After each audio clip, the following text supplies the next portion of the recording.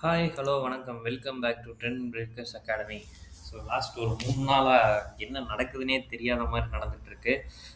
Russia வந்து Ukraine மேல ஒரு மிசைல் லான்ச்சிங் நடந்ததா இருக்கட்டும், நிஃப்டி வந்து சரியான down. All time high new all time high register பண்ணிட்டு லாஸ்ட் வீக் ஃபுல்லாமே வந்து ஒரு ரெட் பாத்தில் தான் க்ளோசிங் வச்சிருக்காங்க.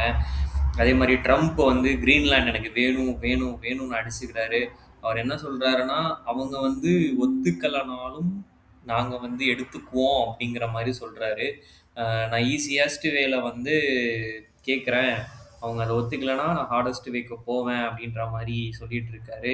அதே மாரி இப்போ டென்மார்க் வந்து யுஎஸ்ஸ வார்ன் பண்ணியிருக்காங்க.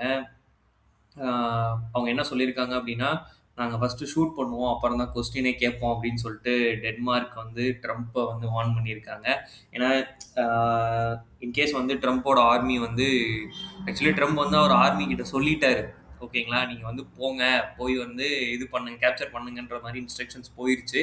பட் வந்து இப்போ ஆர்மி வந்து அத டினை பண்ணிட்டு இருக்காங்க.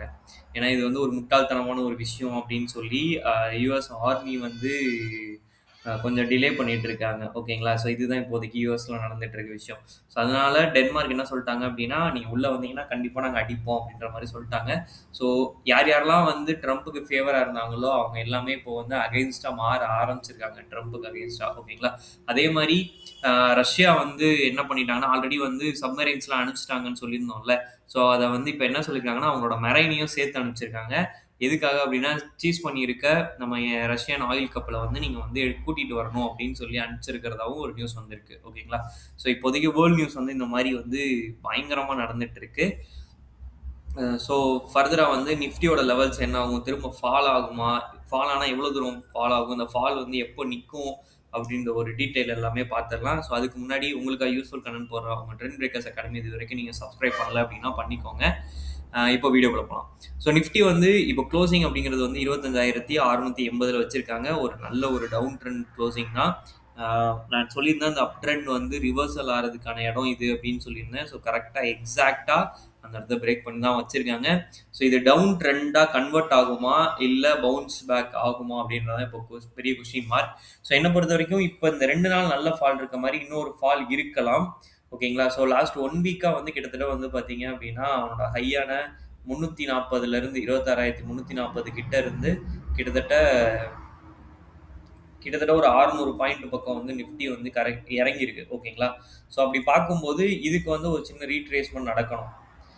ஸோ அந்த ரீட்ரேஸ்மென்ட் அப்படிங்கிறது வந்து என்ன பொறுத்தவரைக்கும் 25,800 போய் தொட்டுட்டு திரும்ப செல் ஆச்சுன்னா, மேபி நாளைக்கு வந்து ஒரு பாசிட்டிவ் நோட்ல மார்க்கெட் மூவ் ஆகி ஏன்னா இப்போ வந்து டவ் ஜோன் நாஸ்டாக் வந்து ஃப்ளாட்டா தான் க்ளோசிங் வச்சிருக்காங்க. ஸோ மேபி நாளைக்கு வந்து ஒரு flat opening and positive side கூட நடக்கலாம். ஸோ அப்படி நடக்கும்போது 25,800 டச் பண்ணிட்டு திரும்ப கீழ செல் ஆக ஆரம்பிச்சிட்டான் அப்படின்னா, ட்ரெண்ட் வந்து கன்ஃபார்ம் ஆயிருங்க. டவுன் ட்ரெண்டுக்கு போயிருச்சு அப்படின்னு சொல்லிட்டு கன்ஃபார்ம் ஆயிரும். ஓகேங்களா. ஸோ ட்ரெண்ட் ரிவர்சல் பாயிண்ட் அப்படிங்கிறது வந்து 25,800 தான். ட்ரெண்ட வந்து கன்ஃபர்மேஷன் குடுக்குறது வந்து 25,800.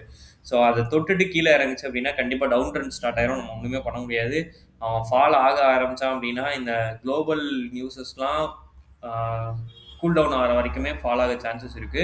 ஸோ நம்மளால அடுத்தடுத்த சப்போர்ட்ஸ் எங்க இருக்குன்னு மட்டும் தான் நம்மளால சொல்ல முடியும். ஸோ இப்போதைக்கு அடுத்த சப்போர்ட் வந்து பார்த்தீங்கன்னா, 25,500ல தான் இருக்கு. ஓகேங்களா. ஸோ இன் கேஸ் நாளைக்கு வந்து கேப் அப் ஓப்பன் ஆனாலும் சரி, flat opening on positive side நடந்தாலும் சரி, 25,800 டச் பண்ணிட்டு திரும்ப ரிவர்ஸ் ஆறான் அப்படின்னா, பெரிய ஃபால் வந்து நிஃப்டில இருக்கு. டவுன் ட்ரெண்ட் ஸ்டார்ட் ஆகும். ஓகேங்களா. பேங்க் நிஃப்டி பார்த்தீங்கன்னா, அவனும் வந்து அந்த ஒரு ஹை போயிட்டு திரும்ப லோ தான். அவனும் new all time high register பண்ணிட்டு தான் கன்டினியூஸா செல்லிங்ல இருக்கான். ஸோ இவனுக்கு வந்து நெறைய சப்போர்ட் இருக்கு. இவன் வந்தா எங்க வந்தா இவன் வந்து ட்ரெண்ட் ரிவர்சல் ஆகும் அப்படின்னு கேட்டீங்கன்னா, 58,500 ஓகேங்களா. இப்ப 59,250ல இருக்கான். 58,500 கிட்டத்தட்ட ஒரு இன்னொரு 750 பாயிண்ட்க்கு கீழ அவன் போக ஆரம்பிச்சான் அப்படின்னா, கண்டிப்பா வந்து இந்த ட்ரெண்ட் வந்து மாறுறதுக்கான சான்சஸ் இருக்கு. ஓகேங்களா. ஆனா இவன் வந்து இப்போ வரைக்கும் ஹையர் லோ ஃபார்மேஷன் தான். ஒரு அப் ட்ரெண்டோட ஃபார்மேஷன் தான். ஆனா பெருசா ரிவர்சல் எதுவும் இல்ல. ஐடி. ஸோ ஐடி வந்து அந்த அப் ட்ரெண்டோட சப்போர்ட் லெவல்லயே சஸ்டெயின் ஆறான். ஓகேங்களா. டச் பண்ணிட்டு ஒரு நாள் நல்ல ரெக்கவரி. மறுநாள் வந்து அத ஏத்துனத அப்படியே இறக்கியிருந்தான். ஸோ நேத்தும் வந்து பார்த்தீங்கன்னா, அந்த ட்ரெண்ட் லைன் மேல தான் க்ளோசிங் வச்சிருக்கான். இப்போ வரைக்கும் அந்த ட்ரெண்ட் லைன உடைக்கல. ஓகேங்களா. So Nifty உடைச்சிட்டான். பட் இவங்க வந்து இன்னும் உடைக்கல. அதுக்கு நிஃப்டி உடைச்சதுக்கு காரணம் வந்து ரிலையன்ஸும், HDFCயும். ஸோ இவன் வந்து தாக்கு பிடிக்கிறான். ஸோ அப்படி இவங்க வந்து உடைச்சாங்கன்னா தான் இன்னும் நல்லா வந்து ஹெவி ஃபால் அப்படிங்கிறது இருக்கும். ஸோ ரிலையன்ஸ் நான் ஒரு சப்போர்ட் லெவல் சொல்லியிருந்தேன். கரெக்ட்டா அந்த இடத்துல வந்து க்ளோசிங் வச்சுட்டாங்க. ஸோ நாளைக்கும் வந்து இவன் செல்லிங் போனான் அப்டின்னா, இவனுக்கு அடுத்த சப்போர்ட் வந்து 1423 ஓகேங்களா? ஸோ இப்போ வந்து என்ன பார்க்கணும்னா, இப்போ வந்து இது ஒரு ரீடெஸ்டிங் மாரி கூட நான் வச்சுக்கிறேனே. நாளைக்கு ஃப்ளாட்டா ஓப்பன் ஆகி திரும்ப செல் ஆச்சுன்னா, ரிலையன்ஸ்ல தாராளமா ஆப்ஷன் பண்றவங்க புட் ஆப்ஷன் போலாம். 1430 வரைக்கும் டார்கெட் இருக்கு. கிட்டத்தட்ட ஒரு 40 பாயிண்ட் வரைக்கும் செல்லிங் போறதுக்கு சான்சஸ் இருக்கு ரிலையன்ஸ்ல. ஓகேங்களா? ஸோ ரிலையன்ஸ்ல புட்டு ட்ரை பண்றவங்க நாளைக்கு வந்து செல்லிங் ஆச்சுன்னா ட்ரை பண்ணுங்க. இல்லன்னா ட்ரை பண்ணாதீங்க. HDFC பேங்க் அவன் வந்து அந்த சப்போர்ட் லெவல் சொல்லியிருந்தான் 38 அப்படிங்கிறது. ஸோ கரெக்ட்டா எக்ஸாக்ட்டா அந்த 38ல க்ளோசிங் வச்சிருக்கான். ஓகேங்களா? ஸோ அவன் வந்து இந்த இடத்த உடைக்கிறான். 38 உடைக்கிறான் அப்படின்னா, அடுத்து ஒரு கிட்டத்தட்ட ஒரு 20 பாயிண்ட் பக்கம் வந்து அவன் செல்லிங் ஆறதுக்கு நெறையவே பாசிபிலிட்டீஸ் இருக்கு. 20 இல்ல. கிட்டத்தட்ட இப்போ வந்து கிட்டத்தட்ட ஒரு 28 பாயிண்ட் பக்கம் வந்து 25 டூ 28 பாயிண்ட் வந்து அடுத்து ஒரு ஃபால் குடுக்குறதுக்கு சான்சஸ் இருக்கு. ஓகேங்களா? HDFC பேங்க்ல. ஸோ ஆனா அந்த லெவல உடைக்கணும். கரெக்ட்டா அந்த சப்போர்ட் லெவல்ல வச்சிருக்கான் க்ளோசிங்க. ஸோ அத பிரேக் பண்ணா மட்டும் தான் நம்ம அடுத்த என்ட்ரி HDFCல எடுக்கணும். ஓகேங்களா? ஓகே. இதுதான் வந்து இப்போதைக்கு நிஃப்டியோட லெவல்ஸ். ஸோ ஒரு மாரி 50, 50 சான்சஸ் தான் நாளைக்கு கீழயும் போகலாம், மேலயும் போகலாம். ஏன்னா ஒரு நல்ல செல்லிங் போனனால ஒரு சின்ன ரெக்கவரி போயிட்டு கூட செல் ஆகலாம். இல்ல கன்டினியூஸா அந்த செல்லிங் பிரஷர் வந்து இனிஷியேட்டும் ஆகலாம். ஓகேங்களா? ஸோ நாளைக்கு ஓப்பன் ஆனதுக்கப்புறம் என்ன நடக்குதுன்னு பார்க்கலாம். ஓகே. தேங்க் யூ ஃபார் வாட்சிங்.